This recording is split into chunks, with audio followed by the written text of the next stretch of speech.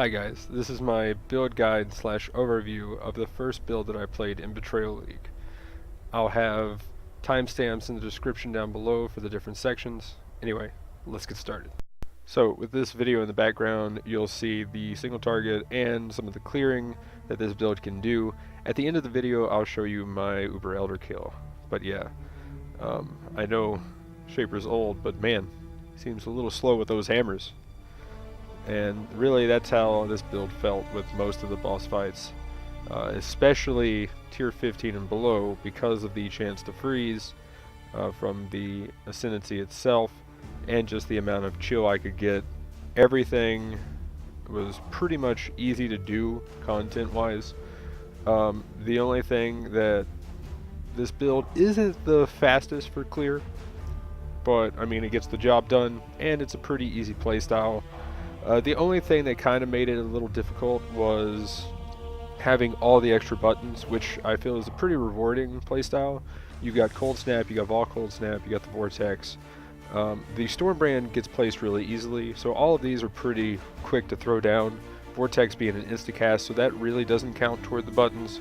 But it is still something you have to press. Timing-wise, though, it's really easy to do. You can just cast it at the same time you cast your Cold Snap. The Frozen Orb, though, that was really the only thing that felt like it had a decent cast time to it. So that's really needed to maximize your damage, but not really needed to do most of the content. I think during the Uber Elder fight, I didn't really place it down all that much. But as far as the Chimera fight right there, you saw where I died and came back in. I died to getting stunned too many times, and it was really, I could have changed the Pantheon around to not get stun locked when he was in his cloud phase. But, I mean, I'll talk about the Pantheon section later, as far as really they don't impact that much. But, you know, in a situation like that, they could have made a little bit of a difference. But as you can see, the single target is outstanding for a dot build. This is normally a problem that I have with dot builds, is that it takes a little while to kill things, both from poison builds that I've done in the past, or even my like Death's Oath Blight build that I've done before, or just a straight Blight build. And then one of my favorite League starters that I would always do would be a Scorching Ray build. And overall, there was a little ramp up before the damage actually kicked in for everything to just die. This, you've got a little help from the Profane Bloom from the Ascendancy for clearing, but at the same time, the sheer amount of DPS that's just coming out of this, the tooltip dot at times was showing 200k plus, and that is just pretty insane just for a dot build, just to be outright doing that much right out the gate. I'm curious to see if they try to nerf that in the next league, but as far as right now, this is a really good League starter, or you can do it a little bit later. Starting out with the Tabula, a friend of mine started playing the build and it was smooth for leveling. As you can see here, I have phase run and I didn't have my shield charge yet for the delve, but if you use phase run with the Vol Cold Snap, it makes clearing delves pretty easy. And if you add a shield charge in there in between, using Vortex as maybe the main clearing skill at that point, delves should be pretty easy. The cool thing I do like about this build is the versatility that it has by switching out skills. One of the skills I wanted to try to use was the Arctic Breath, and that looked really cool, but eventually I just felt that the Cold Snap just did the job just as well, if not better, even though you could probably use Arctic Breath for a little bit of a safer build even than this. So, for instance, I Cold Snapped around the corner there, but you could also use Arctic Breath and it'll travel toward the enemies. So, maybe for hardcore I might try the Arctic Breath, because again, the damage from these dots are just insane for the level of gearing that I have in the build. There's a lot of improvements, and a lot of expensive improvements too, that could take this build even farther that I don't even have. But with that said, it's really easy. It could be a beginner level build. It does have a few more buttons than what I would recommend for somebody starting out, but at the same time, really all you need to do is just hit the Vortex, use Cold Snap, and for the most part that's about it. with Vortex being an instacast and Vol Righteous Fire being instacast now, the damage gets pretty absurd really quick, and that's pretty easy to do just to hit a few buttons. Actually right here, this was kind of interesting. I didn't know that the twin bosses could proc in the Uber Elder Guardians, or just the Elder Guardians in general, and was kind of taken by surprise that there were two here. I actually ended up dying here in the first phase, and I guess I didn't get the second one low enough health, and it triggered the next phase of the fight, leaving the other one behind, so I actually only ended up killing just one. But that was kind of interesting. Also, this fight shows one of the weaknesses of the build, where you place the dots, and if something moves around a lot, it's kind of hard to kill. But like I said, this build is really strong. It took me 3 attempts to down Uber Elder, but it was really solid, all the attempts. A lot of it was just me getting back in the groove of doing Uber Elder, and overall it was pretty smooth. As you can see, if you look back at one of the recordings from my Twitch, I ended up walking in to just the balls, and that's pretty bad. But so as far as it goes, especially with more gearing, you could probably get up to 6k, maybe 6.5k life if you really wanted to, and increase the damage even more than what I've got on this build. The jewels I have are pretty inexpensive, and you could get double damage percentage jewels even with life, and increase the damage even more than what I've got. So overall, pumping about, 5 to 10x into this build, you could really make it do all the content insanely easy. And yeah, I really feel like this is something that I might look into the future of, maybe league starting again, depending on what they do next league. So it was a really fun build. Again, not the fastest, but I don't really go for the fastest build all the time, although my next build is one that's really fast. It did allow me to appreciate how easy this build made the Syndicate fights, because they hit really hard, and I could just throw down my dots, run away, and they would die on the dots by the time I got back. And yeah, Syndicate was pretty easy with this build. My other build, being in melee range, I find that I die a whole lot more, well, because the Syndicate just hits like a truck. And if I'm fighting a lot of times, I don't notice the mechanics in time to be able to Whirling Blades out, and I end up dying. Also, I may or may not hit Vol Cyclone and have a little too much fun with that, which gets me killed a lot too. But the one thing I would like to talk about there on that note with the Syndicate and being able to just throw down dots and move, that's another thing. This is already at max damage, kind of back to the whole discussion about the other dot builds. I'm already at max damage just by going and throwing my dots, and then I can run away, I can move, and then all I have to do is just put them back up right when they go down.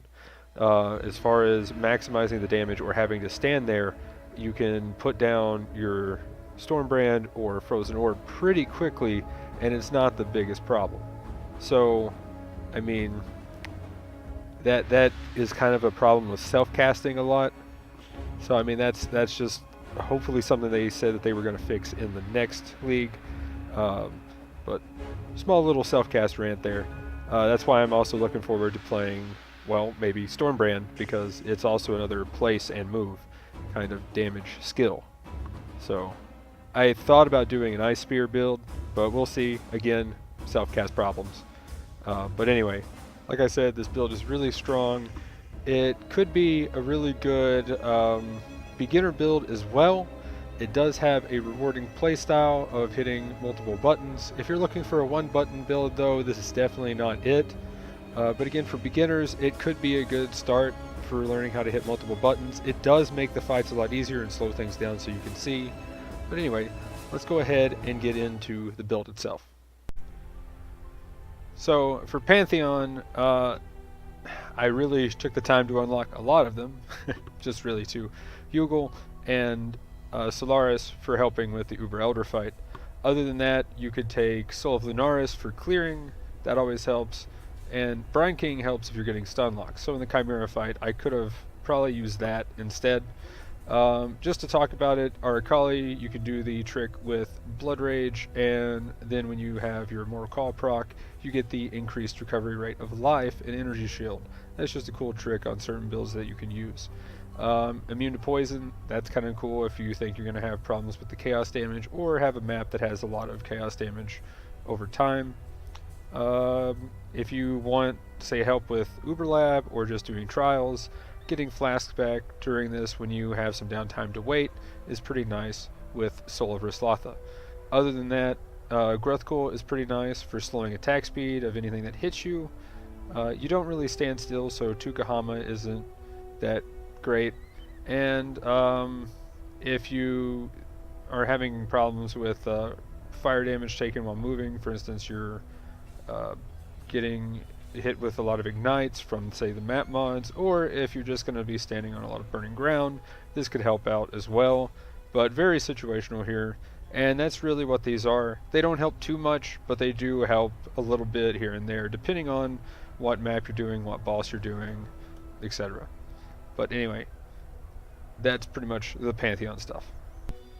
Okay, so here's the item section.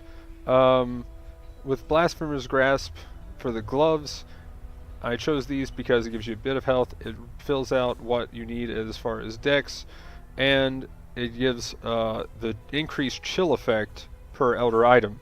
I was planning on getting more than what I have. There, as you can see, there's 3.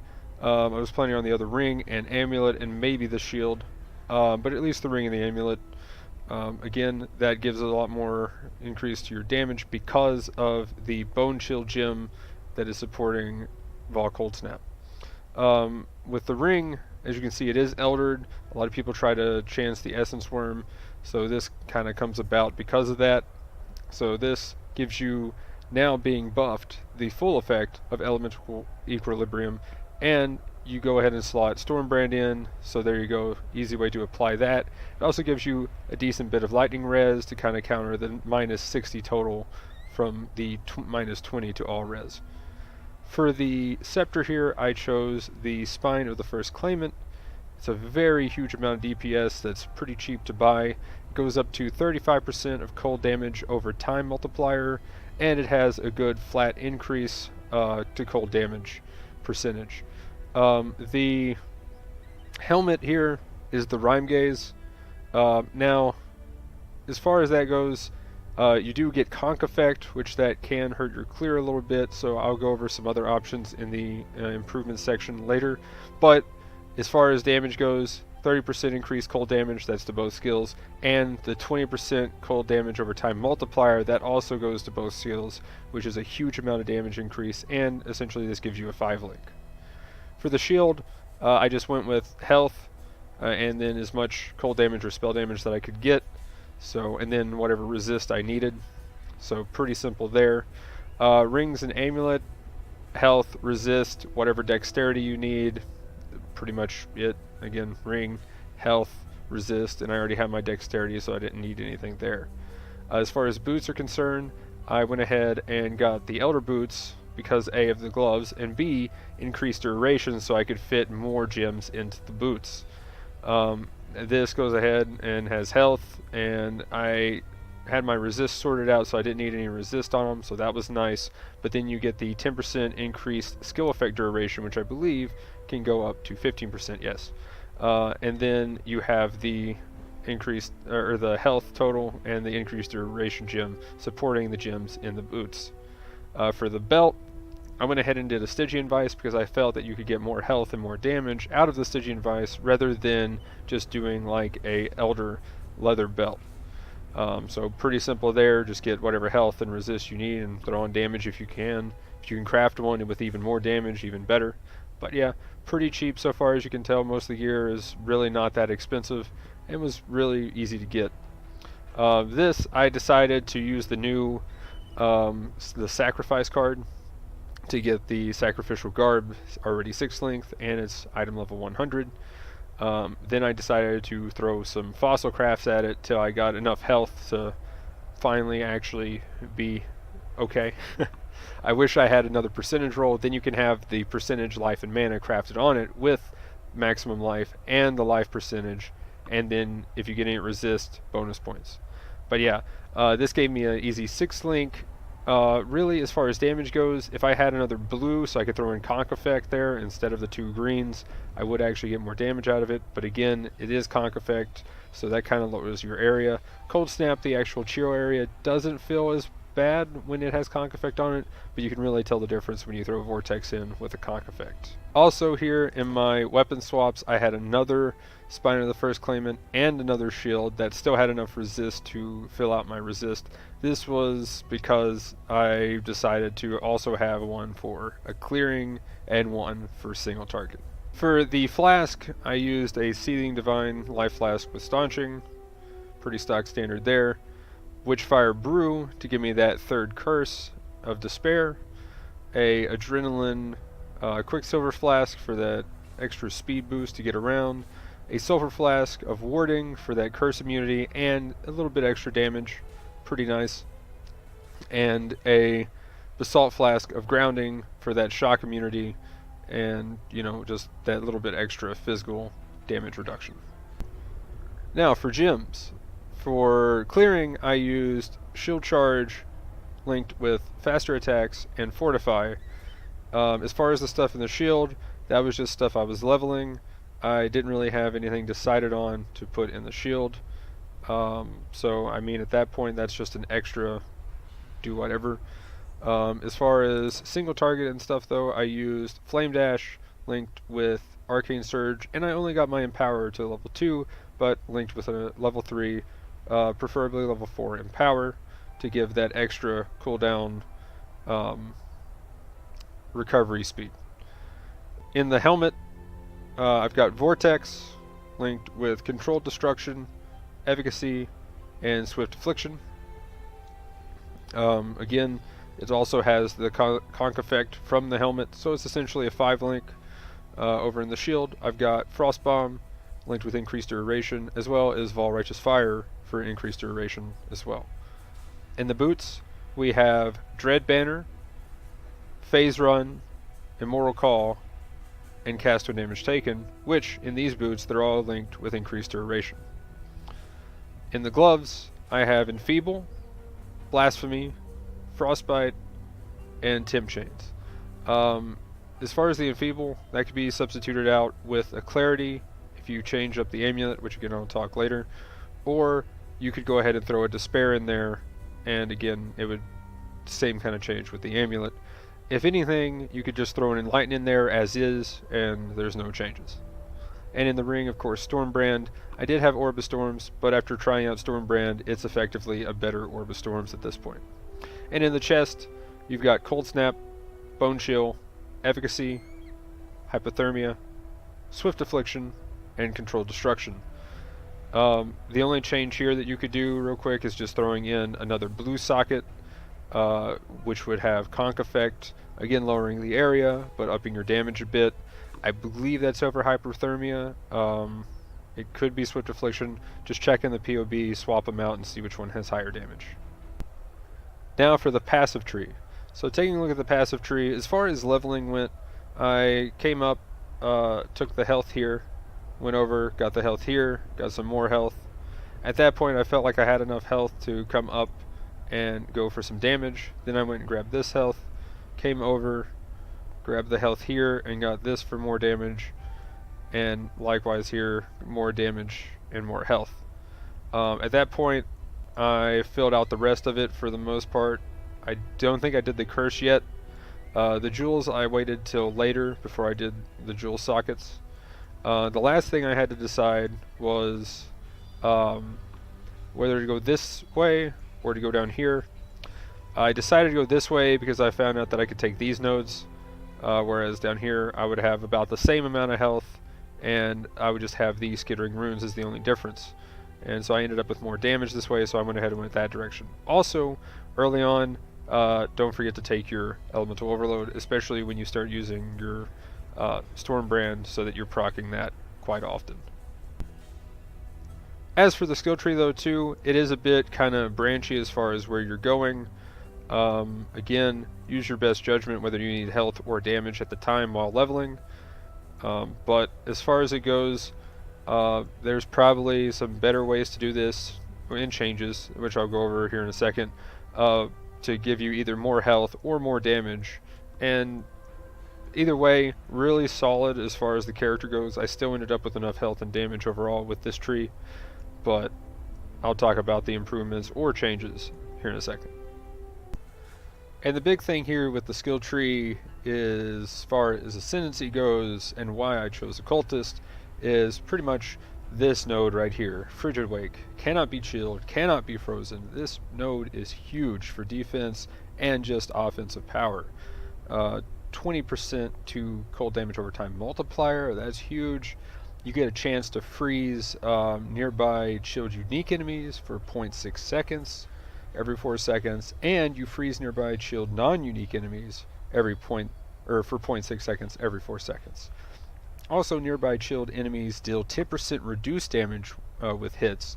This, combined with maledictions, also 10% reduced damage, is a huge defensive boost, and the malediction also gives the 10% more damage multiplier, which is really nice. Increased curse effectiveness, and when you kill enemies, you gain a bit of, actually quite a lot of chaos damage for your hits while you're casting, say, Cold Snaps all over again and your next Vortex.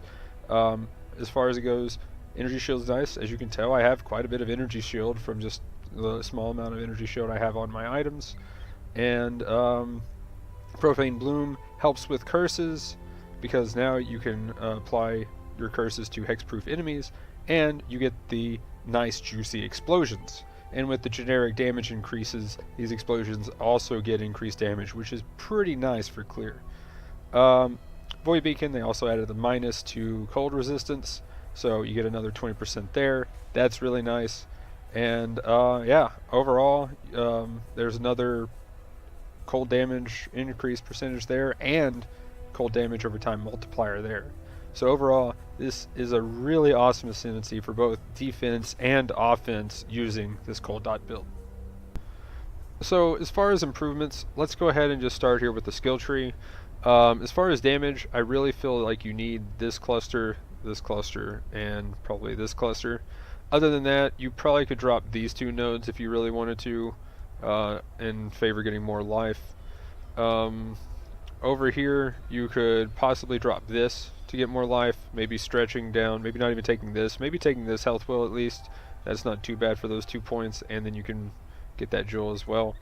And then stretching down here and getting more life in this wheel, or as much as you can. You can also pick up more regen here. This will give you more regen, and if you needed some more damage, Skittering Runes is pretty nice. Overall, the damage, even sacrificing a little bit from here, doesn't feel like it's the biggest thing. As far as it goes, this node also allows you to take another scepter, which I'll talk about here in a second. But overall, there's a few different ways you can do the skill tree. I at one point thought about coming down here for acrobatics, but I didn't feel like it was necessarily needed for this build. Also, there's this little bit of health.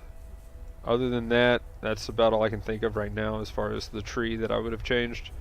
But as far as my final product here, it's pretty good. Got everything done, and I'll probably still use it if I run into things with other characters that I can't get done or finish. As far as ascendancy improvements, really there's not much better than the Occultist as far as damage increase and defense increase. The only other thing that I can see you using is what I normally do for my other DoT builds, is a Trickster. Normally I would do a Trickster for Blight and Scorching Ray, which now I think I'm going to be trying out the Occultist this league for either an Essence Drain or Blight build as well. So it might replace my Trickster in that regard. But as far as how much regen you can pull with a Trickster from killing things with dots is insane. So maybe using a Trickster with Mind Over Matter and regening a lot of health at the same time might be preferred for some people. Again, these dots have a lot of damage just on their own, so I could see this as a viable option. Okay, so what gems could you change around in this? So for moving around in single target, I use the Flame Dash setup. You can just get rid of that entirely if you really wanted to, or just keep Flame Dash around to cover gaps while using your shield charge to get around for the most part.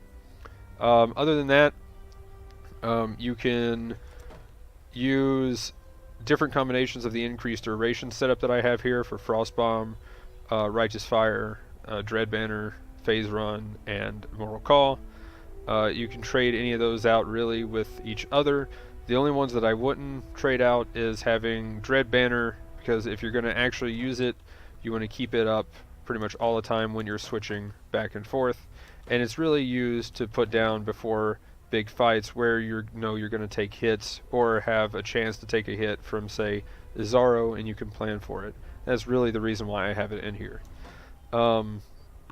As far as aura curses and auras, I have Enfeeble in here. If you want more defense, Enfeeble and Tim Chains are the way to go, and then Frostbite being your only other third curse that you're going to run. Other than that, you could run Despair in here, again if you get the minus reservation amulet, but for the most part that's really about the only options I could think of that you would run in here. Also Aspect of the Spider, that is another option, kind of expensive to get, but the thing is, if you can get it, it is huge. It's a huge defense boost and a huge damage boost. If you can fit that into pretty much any build, it is quite insane. Let's see, as far as the Stormbrand, I probably wouldn't have anything else other than Stormbrand to proc your Elemental Equilibrium.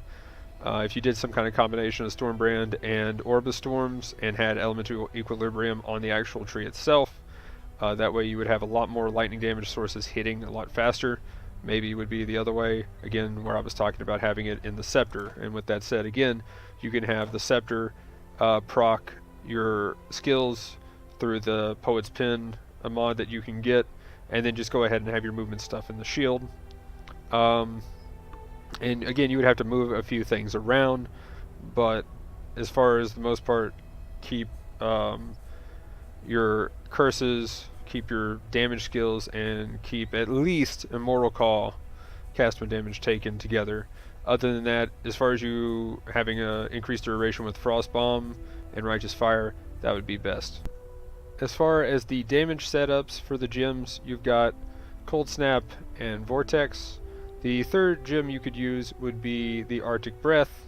The thing with Arctic Breath is its damage is lower than the other two, and you've got a longer cast time than Cold Snap. With Cold Snap, you're able to stay safe enough without being far enough into the fight to be dangerous when you need to. And if you are feeling really safe, you can just use Vortex and Shield Charge in if you want to, or even Flame Dash in. So really, as far as it being a safer choice, you could use it over Cold Snap for clearing, but other than that, you'd have to change up a few of the gems to make it feel good, and I just feel like Cold Snap just does the same job, just as good. As far as supports go, again, in the 6th link you could put a Conk Effect over the Hyperthermia or the Swift Affliction. Again, check the Path of Building numbers to see which one of those it actually is better for, but I just remember that it needs one of the green gems swapped out for the Conk Effect. Let's go ahead and start with a Scepter here because of the minion node. You can go ahead and craft a Scepter with minion damage, and then have a high amount of increased elemental damage.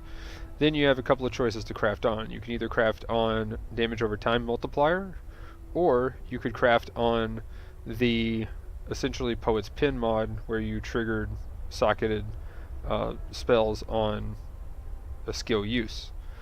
This way you don't have to cast things like Frostbomb or say Stormbrand, or you could add something in like a Orb of Storms to also give you an extra bit of hits so that you can proc your Elemental Overload. Now for the helmet, you can either have a rare helmet that is fossil crafted or essence crafted, being a Elder or Shaper so that it has Conk Effect or Hypothermia. And then with the essence, you will get the more elemental damage to socketed gems, and with the fossil, you'll get the minus resistances to nearby enemies. This would be using a frigid fossil. With that, you go ahead and want to try to get some life on it as well, maybe some resist as a bonus. You could also then craft on +1 to AoE gems, which would give you a little bit more damage as well. overall, I think it's a damage decreased total, but the thing is, whatever your skill you're using in it will have a lot of damage. It's pretty comparable either way. So not the biggest loss there, and you'll actually have life on your helmet, where this only gives you energy shield.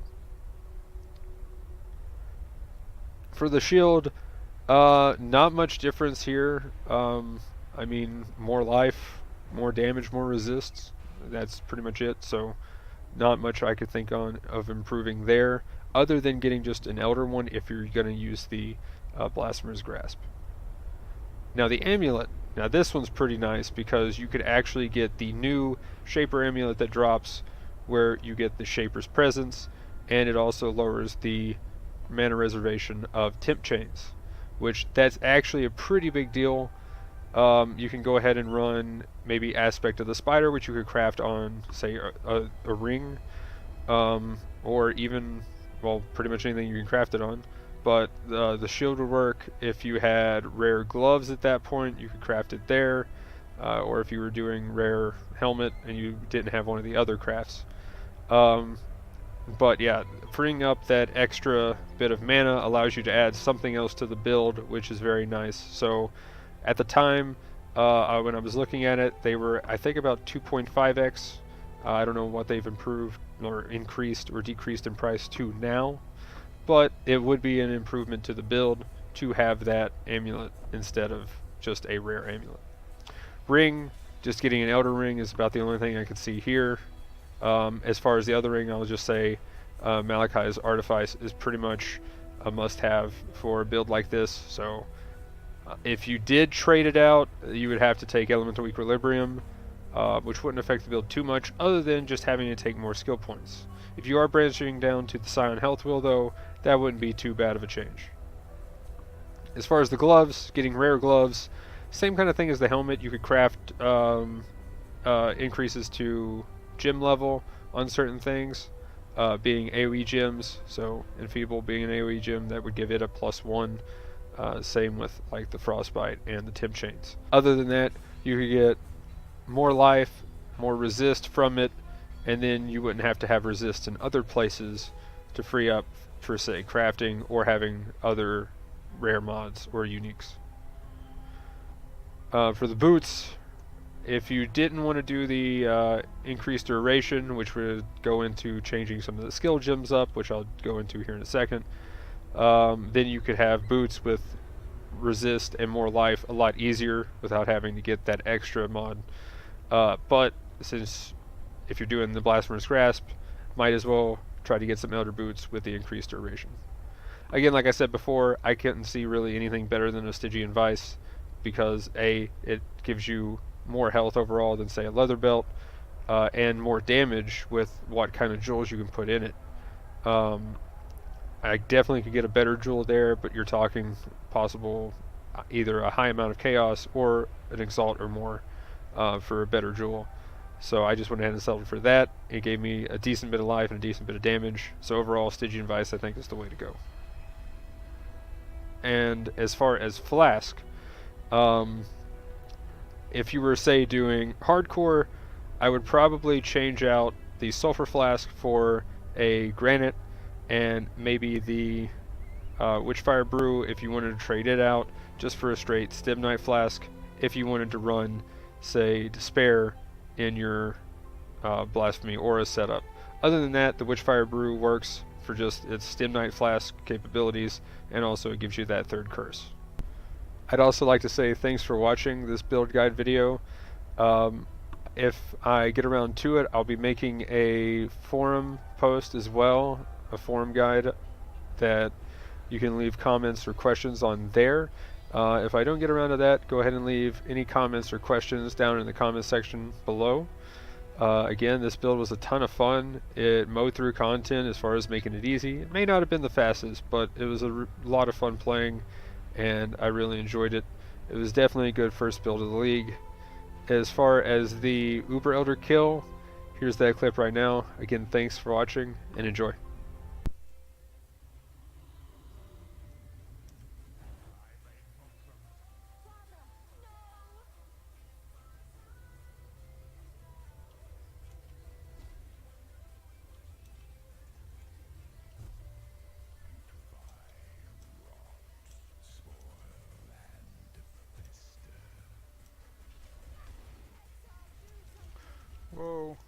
Okay, we can start off without the lag, please.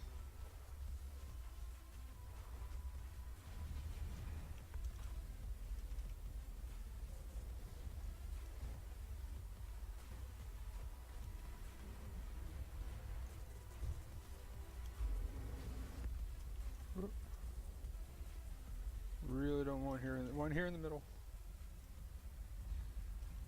Oh no, fuck! I was out too far. Ugh. Oh well. See, phase 1, first portal. That's how it should have gone before. All this lag thing could definitely stop, please.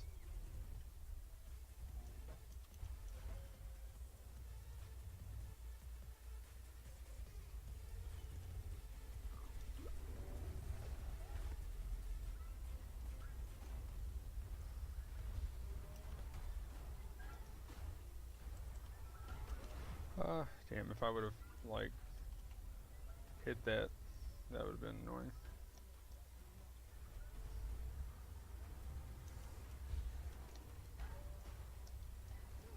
Whoop.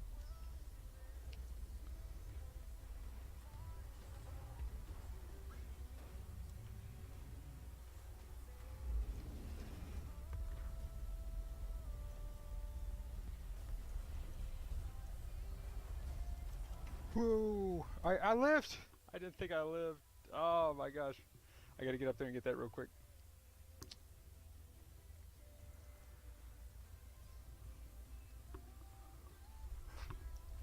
I did not believe.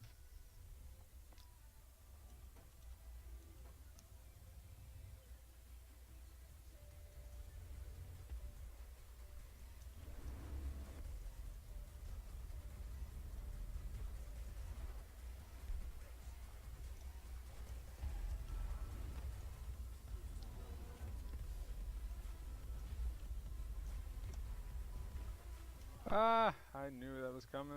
I just didn't know which way. I hate that fork thing. Guess I just should dash behind him when I see that. I always feel like I can dodge it though.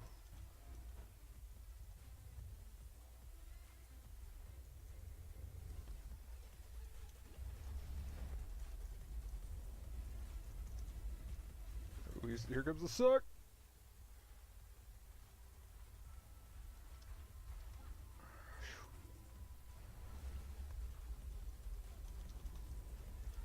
That's not too bad.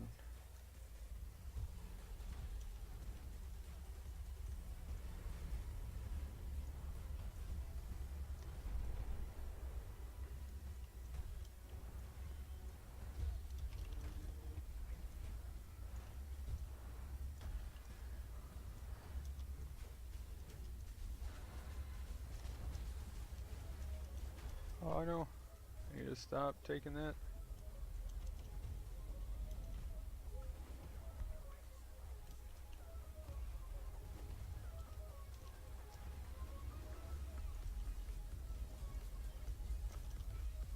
Oh, no, what actually hit me there? And that popped on my body, fuck.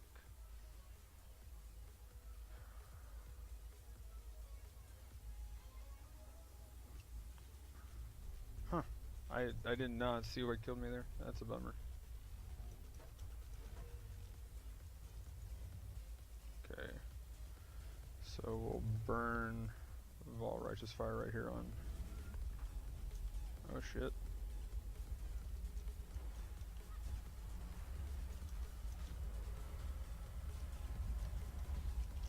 Oh no, not the slam. Anything but the slam. Okay, here's that phase number 2. I might down him just to down him. If I can get it. I'll probably die though. If I can get enough damage off with my Vol skills, if I survive. Ah.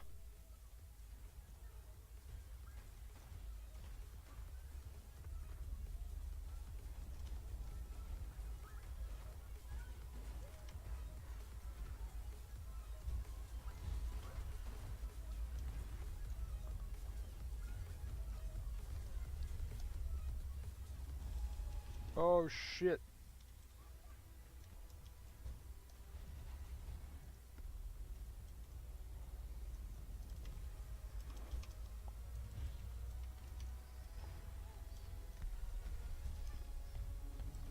Boom, bitches! There we go. I just knew I had to get to that fucking last little bit. Oh, they stacked though, which was beautiful. Come on!